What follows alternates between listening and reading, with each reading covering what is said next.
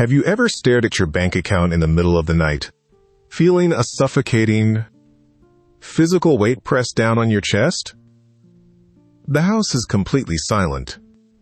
The harsh blue light of your phone screen, casting long shadows across the dark room.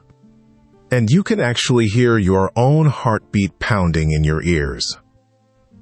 You're doing everything right, working so incredibly hard, praying without ceasing, yet the numbers just don't seem to add up. If you're utterly exhausted from carrying the crushing burden of financial anxiety, wondering if God has somehow forgotten your address, you need to know that He has a specific, powerful answer waiting for you every single morning. Maybe you've sat at your kitchen table with a calculator and a stack of paper bills, sliding the numbers around like jagged puzzle pieces that refuse to fit together.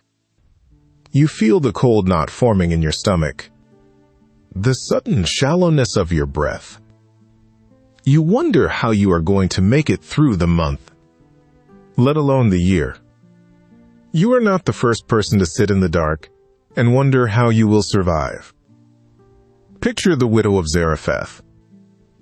The sun is beating down on the parched, cracked earth, and a devastating, relentless famine has ravaged the entire land. She's standing outside her small home, gathering a few dry sticks in the suffocating heat. The dust coats her bare feet, and her throat is dry with thirst and grief. Her pantry is completely empty, save for a tiny handful of flour in a rough clay jar and a few drops of oil clinging to the bottom of a jug. She isn't preparing for a feast. She's preparing for her final meal. She plans to bake one last small piece of bread for herself and her young son, and then simply wait for starvation to take them. The silence in her home must have been absolutely deafening.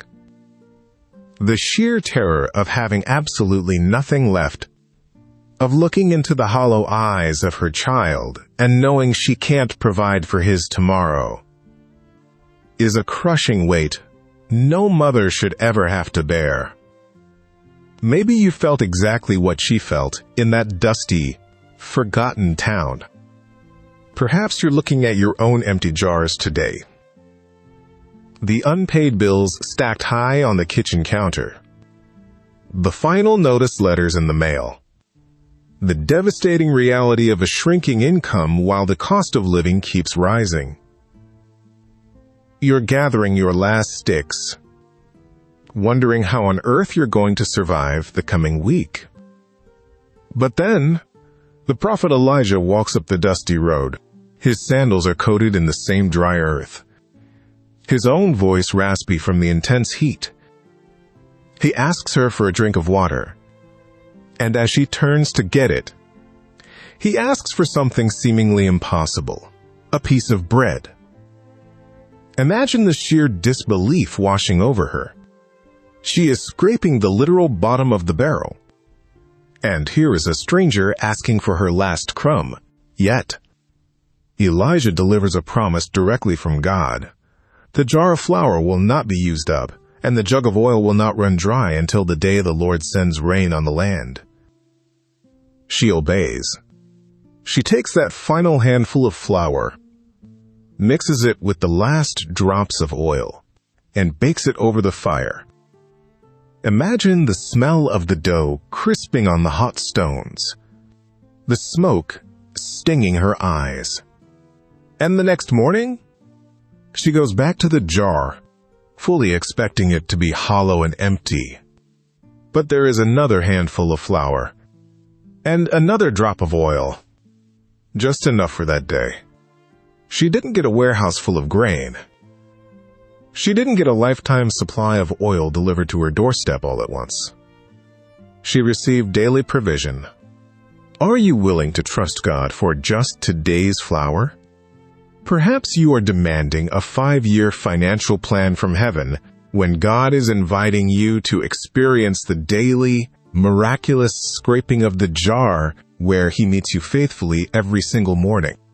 Consider the Israelites wandering in the desolate, sweeping dunes of the wilderness. The Egyptian chariots are behind them, but a vast, barren desert stretches out endlessly before them. There are no grocery stores, no fertile fields, no rivers teeming with fish. Just millions of hungry people, children crying from the sharp pangs of empty stomachs, and a scorching sun reflecting off the blinding white sand. You can almost feel the gritty wind stinging their faces. They were terrified. They were complaining, looking back at their past, and believing that slavery with a full stomach was somehow better than freedom with an empty one. Maybe you have been there, too. Perhaps you are standing in a financial wilderness right now, looking back at a time when things felt secure, when the paycheck was steady and predictable, and wondering if stepping out in faith was a colossal mistake. You might be staring at the barren landscape of your current career or business, feeling the dry wind of economic downturn, and wondering how you will feed your family. But God responds to their panic with a quiet, breathtaking miracle. The next morning, as the cool dew lifts from the desert floor, thin flakes like frost appear on the ground. Manna, bread from heaven. It tasted like wafers made with honey, sweet and sustaining upon the tongue, but there was a catch, a divine boundary to test their trust. They could only gather enough for that specific day. If they tried to hoard it out of fear, if they tried to stockpile the manna in their tents to guarantee their security for the coming week, it bred worms and rotted by morning. The stench of spoiled manna was the very stench of self-reliance and fear. How often do you try to hoard your own manna? How often does your anxiety stem not from what you lack today, but from your desperate, gripping need to control what happens next month? God is asking you to step outside your tent this morning, gather the grace and provision He has laid on the ground for today, and trust that when the sun rises tomorrow, fresh manna will be waiting. Move forward in time and picture a grassy hillside near the Sea of Galilee.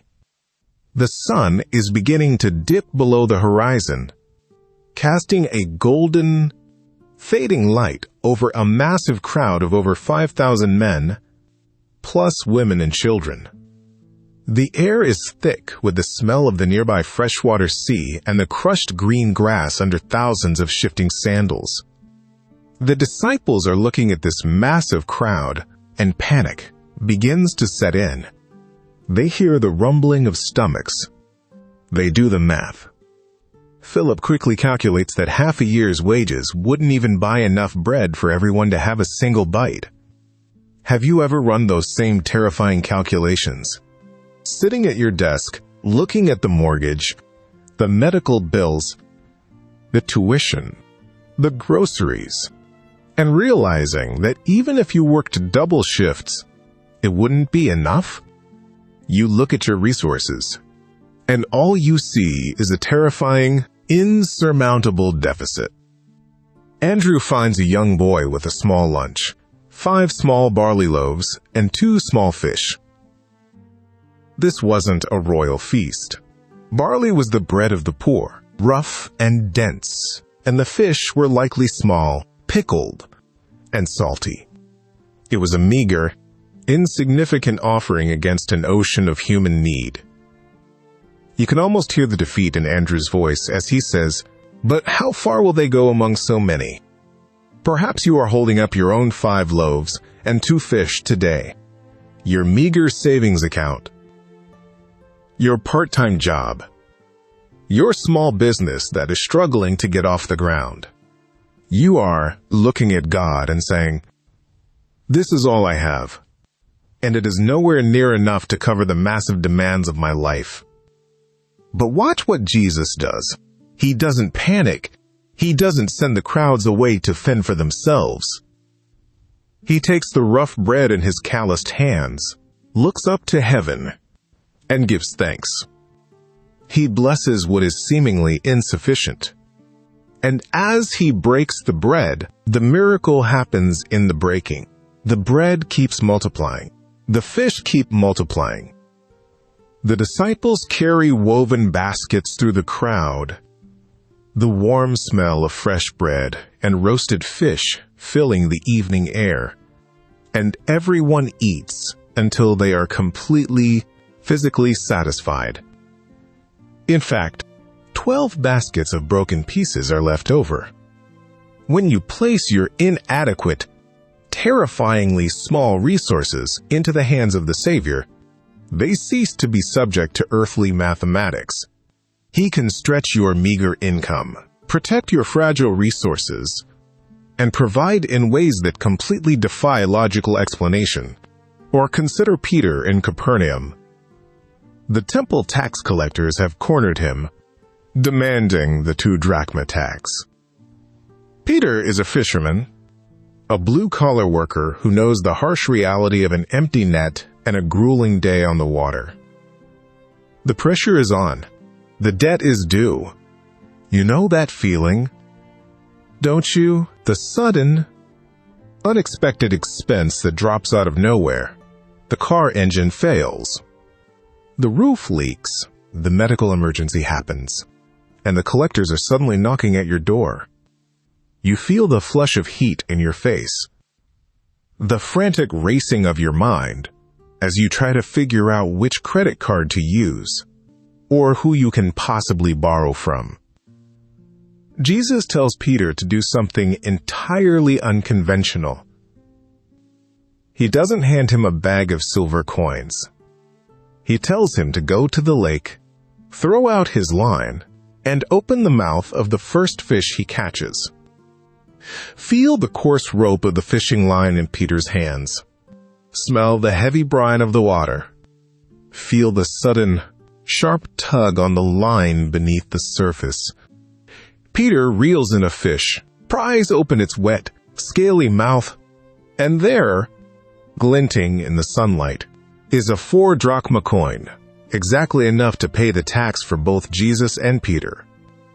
God's provision rarely comes in the package we expect. He might not drop a check in the mail, but he might provide a sudden opportunity, a canceled debt, a gift from a stranger, or a creative idea that generates exactly what you need. Are you willing to cast your line into the water, to keep working faithfully, and trust that God knows exactly where the coin is hidden? The suffocating weight you are carrying in the middle of the night was never meant for your shoulders. God is intimately aware of your empty jars, your barren wilderness, your meager loaves, and your pending taxes. He sees the tears you cry when the doors are closed and no one else is watching. He hears the silent, desperate prayers you whisper when you are driving to a job that barely pays the bills. You do not serve a distant, detached deity who is unaware of the inflation rate or the soaring cost of groceries. You serve Jehovah Jireh, the Lord who provides. He fed millions in a barren desert. He sustained a widow and her son with a scraping of flour. He fed thousands with a child's lunch.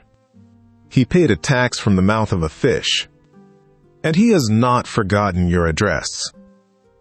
So tonight, when the house goes quiet, do not let the blue light of your screen dictate your peace.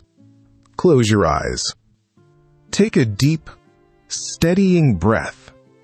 Release the crushing grip of tomorrow's worries, and ask God for today's daily bread. He is faithful. The sun will rise, and his mercies and his miraculous provision will be new every single morning.